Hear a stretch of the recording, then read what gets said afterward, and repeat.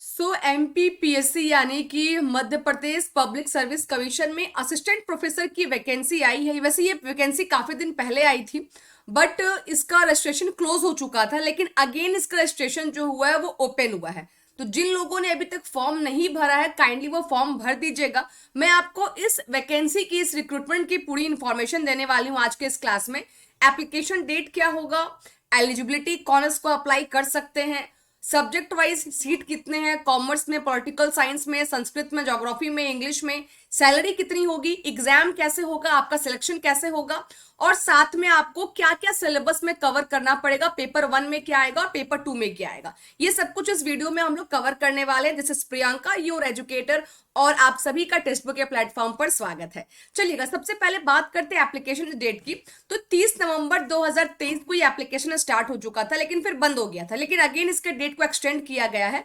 और अब जो इसका लास्ट डेट अप्लाई करने का वो है 15 दिसंबर। तो 15 दिसंबर के पहले आप इसको फिलअप कर सकते हैं। इसके एग्जाम जो होंगे वो आपके 28 जनवरी या आपका जो है 26 मई, जनरली इसका जो जनवरी में ही एग्जाम डेट है, ठीक है ना। 28 जनवरी को ही हम लोग लेकर चल रहे हैं। 28 जनवरी जो है वो इसका एग्जाम डेट आपका होगा, है ना, 28 को।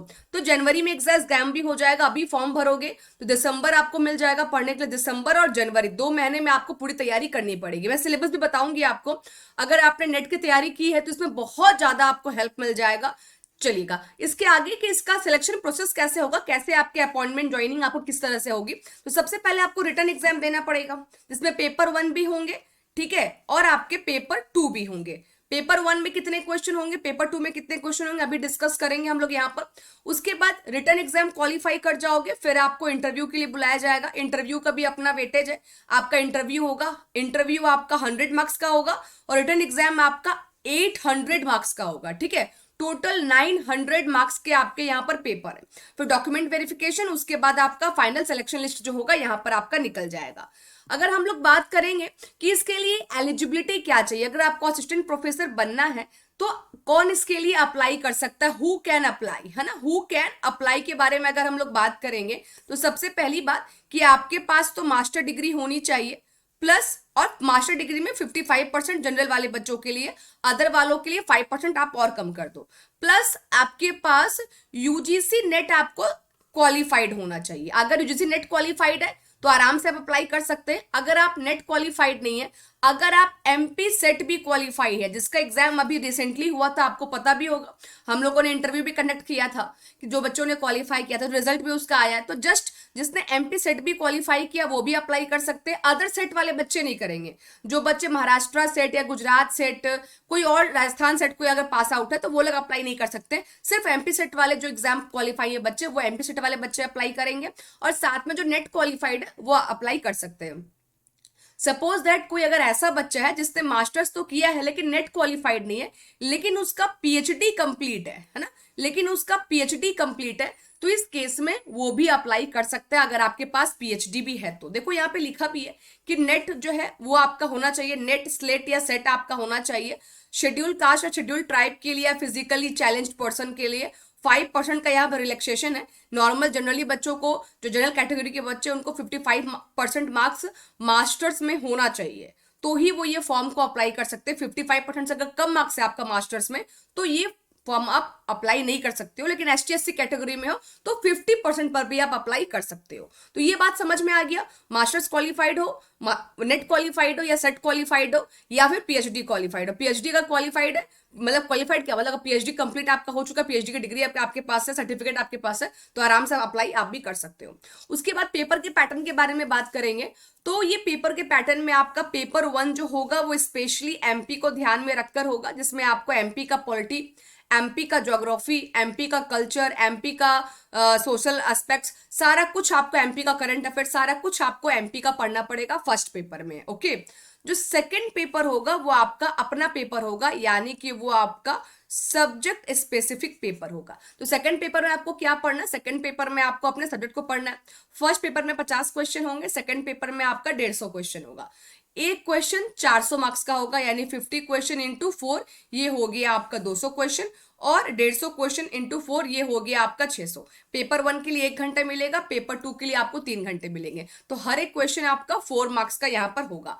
जो इंटरव्यू होगा, साक्षात्कार जो होगा, वो आपका 100 मार्क्स का होगा, यानी टोटल आपके 900 मार्क्स के पेपर, यानी 900 मार्क्स का आपका पूरा एग्जाम होने वाला है। आपकी जो मेरिट बनेगी वो इस 900 पर बनेगी। इसके बाद अगर मैं सीट के बारे में बात करूँ कि किस सब्जेक्ट में कितने सीट्स अवेलेबल है, तो सोशियोलॉजी में 80 सीट है, पॉलिटिकल साइंस में 118, साइकोलॉजी में 18, कॉमर्स में हमारा 124, अच्छा खासा सीट है 124, कम नहीं होता, बहुत है।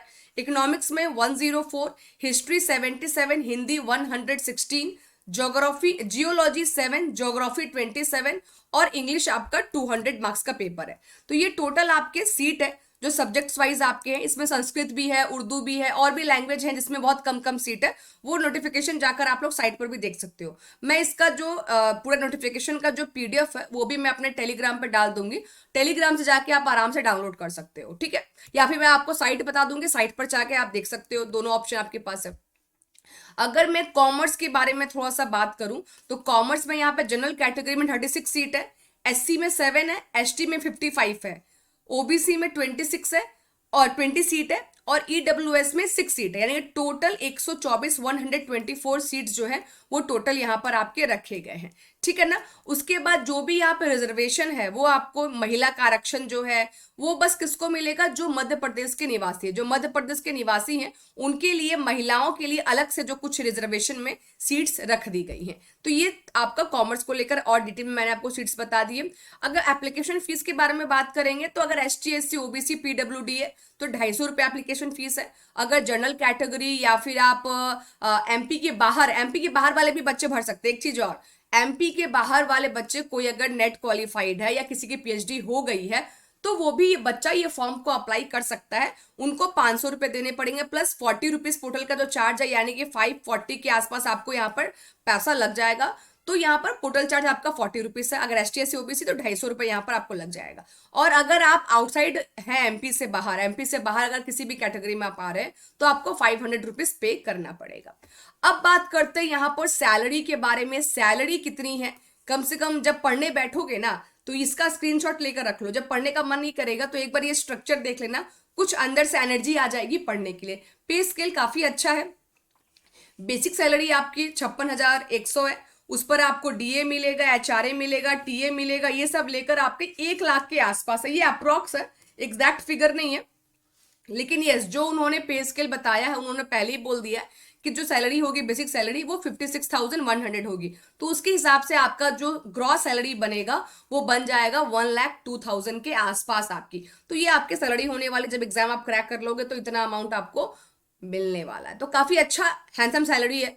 उसके बाद जो भी इंफॉर्मेशन आप लोगों को यहाँ पर मैं प्रोवाइड कर रही हूँ, उसके जो भी पीडीएफ्स है वो पीडीएफ मैं आपको टेलीग्राम पे प्रोवाइड कर दूंगी। तो टेलीग्राम सभी बच्चे ज्वाइन कर लीजिएगा। मैं थोड़ा सा बात कर देती हूँ सिलेबस के बारे में कि सिलेबस आपका क्या है। सबसे पहले जिन्होंने सब्सक्राइब नहीं किया चैनल को, वो सब्सक्राइब कर लीजिए, ताकि टोटल इन्फॉर्मेशन आपको मिलते रहे। टेक्स्ट बुक के प्लेटफॉर्म पर सारे नेट से जुड़े, आपको सारे इवन पीएचडी से जुड़े, रिसर्च से जुड़े सारे इन्फॉर्मेशन आपको मिलेंगे। चैनल को सब्सक्राइब जरूर कर लीजिएगा। मैं आपको यहाँ पर सिलेबस भी एक बार दिखा देती हूँ कि हमारा सिलेबस जो है वो क्या होने वाला है। कहाँ गया हमारा, एक सेकेंड।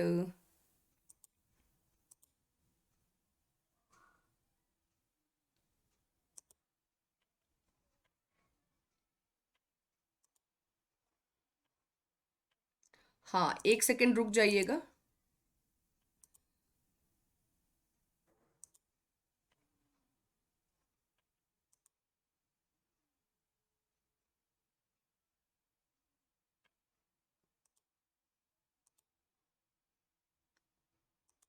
सिलेबस को मैं जरा ये कर लूँ, डाउनलोड कर लूँ, ताकि वो आराम से हमारे लिए विजिबल हो जाए।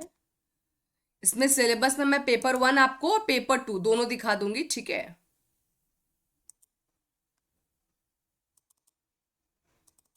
यस, सिलेबस हमारा ओपन हो गया।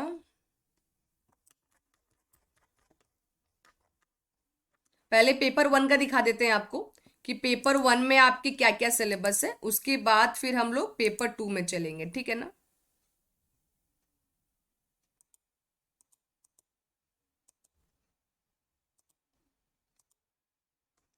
यस, स्क्रीन विजिबल है सभी को?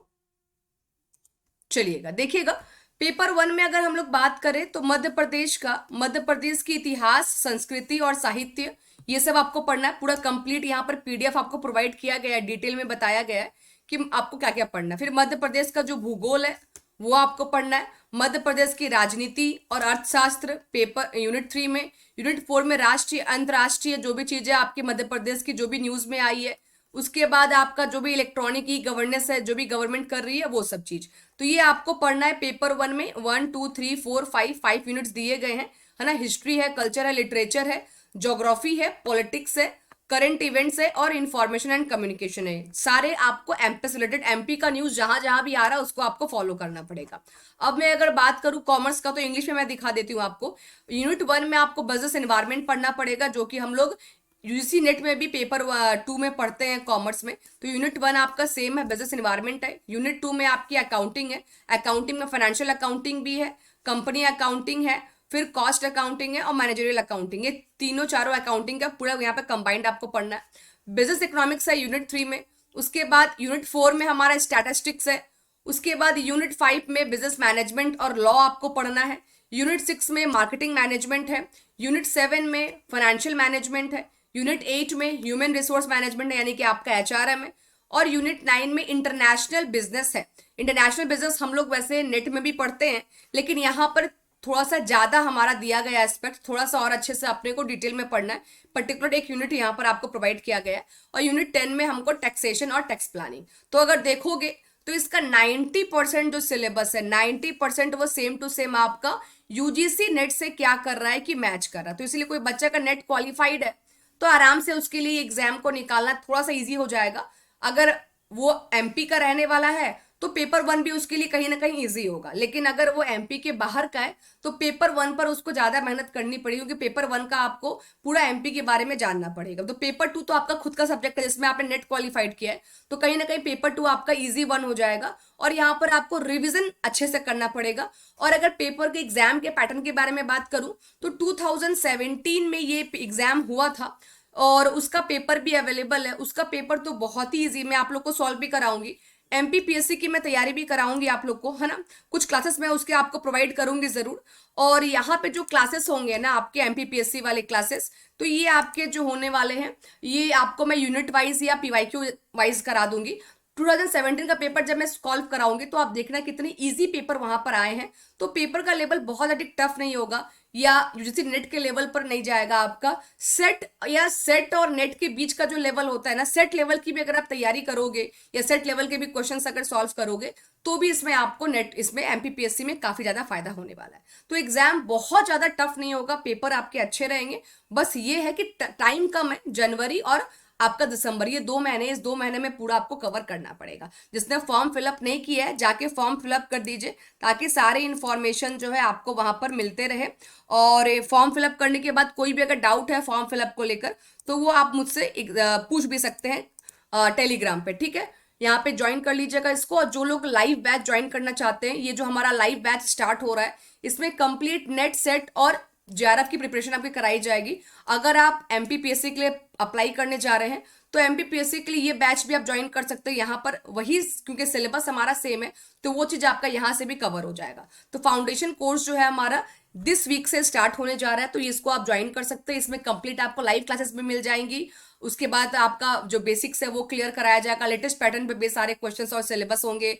आप रिकॉर्डिंग वीडियो भी इसके देख सकते हैं। वीकली गाइडेंस सेशन ऑर्गेनाइज किया जाएगा और हाई क्वालिटी के नोट्स वगैरह, mock test, practice test, section wise test भी आपको देखने को मिलेंगे। तो ये सब चीजें यहाँ पर अवेलेबल, लाइव क्लासेस जो है यहाँ पर होंगी आपकी कॉमर्स की। तो नेट सेट या फिर एमपीपीएससी या पीएससी किसी की भी तैयारी अगर आप कर रहे हैं तो ये कोर्स आपके लिए बहुत अधिक वैल्यूबल होने वाला है। ये देखो, ये पोर्टल है, इस पोर्टल पे डायरेक्टली अगर आप जाओगे ना, ये मैंने पूरा पोर्टल का आपको बता दिया। ये पोर्टल का आपका ये है यूआरएल है, इसको टाइप करके या इसको कॉपी पेस्ट करके डायरेक्टली अगर आप इस पे जाओगे ना तो डायरेक्टली आपको क्या होंगे कि उस साइट पर चल जाओगे और वहां पर जाकर अप्लाई कर सकते हो फॉर्म। पोर्टल कुछ आपको इस तरीके से दिखेगा। नीचे जाइएगा तो कॉमर्स का आएगा, कॉमर्स में जाकर उसमें अप्लाई कर देना, ठीक है। चलो bye bye, take care, all the very best. I hope कि आपको इन्फॉर्मेशन पसंद आया होगा। इन्फॉर्मेशन पसंद आया होगा तो वीडियो को लाइक जरूर कर दीजिएगा, ठीक है। Bye bye, take care, thank you so much, bye bye.